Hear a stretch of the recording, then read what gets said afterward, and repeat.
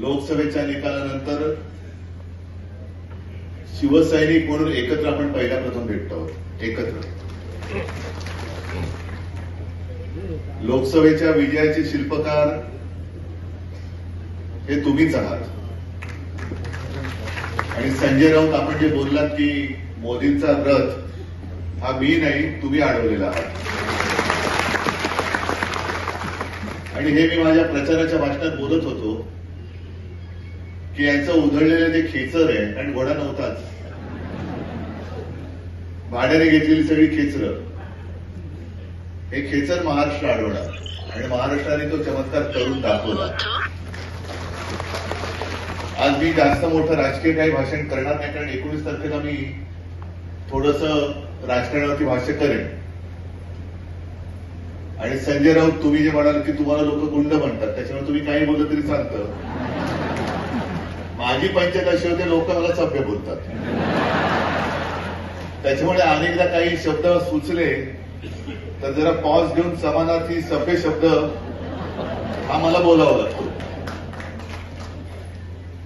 आज सकाळीच press conference झाली आणि अनिल परब यांच्या वचननाम्याचं लोकार्पण झालं. आता तसं बघितलं तर काही संबंध नव्हता, पण पत्रकारांनी विचारलाच प्रश्न की भाजपाने आता असं सुरू केलंय. मी उठलो होतो आणि विचारलं ते परत बसलो. म्हटलं काय केलं सुरू? मोदींची आघाडी जी कमी झाली त्याच्याबद्दल जग हळहळते. म्हटलं जग हळहळते बरोबर आहे, पण ती एवढी तरी आघाडी कशी मिळाली म्हणून हळहळते. तसं पाहिलं तर ते पराभूत झालेले आहेत. आणि हा पराभव हा फार मोठा आहे. अमोलची जागा तुम्ही ढापलीत,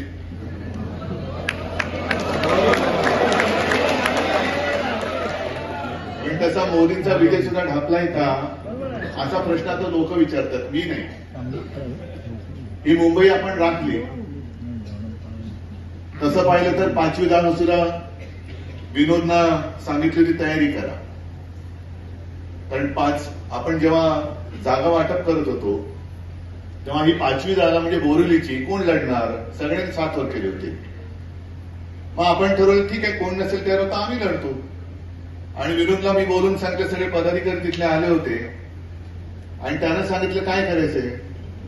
आता पहिलं उत्तर तुमचं काय मी सांगत नाही, पण नंतर अशी जी काय मुसंडी मारली की आपण सहज जिंकतो असं वातावरण निर्माण झालं. मग जागा वाटपामध्ये थोडी खेचाखेच होते. मी सुद्धा विचार केला की आपण 6 पैकी 5 जागा जर का लढलो तर इतर पक्षाचे कार्यकर्ते काय करणार, आणि म्हणून आपण ती जागा सोडली. नाहीतर कदाचित ही जागा 4थी तर आपण जिंकलेलो आहोतच, त्याच्याबद्दल मी अजिबात नाही. पण 5वी जागा सुद्धा आपण जिंकू शकलो असतो. म्हणजे 6-0 असा महाविकास आघाडीने भाजपला धोबी पछाड टाकला असता.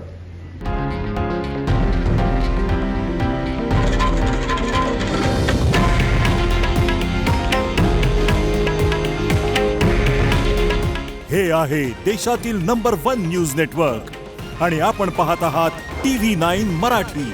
काळजी तुमची, हित महाराष्ट्राचं.